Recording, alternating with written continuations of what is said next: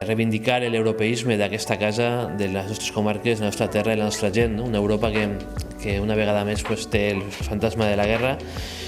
i que s'ha convertit en les darreres dècades en l'espai democràtic més important de la història,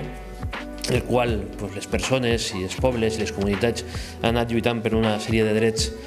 individuals i col·lectius i que està desenvolupant un espai de llibertat que ara mateix estem a treballar en un nou repte.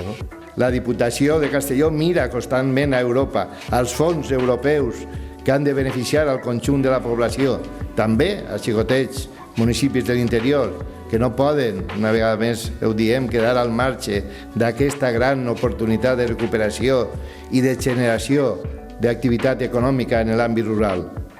L'Europa a la qual mirem a través dels ulls del centre d'Europe Direct, que ens ajuda a construir una província més inclusiva, més pròspera, més verda, més digital, més sostenible.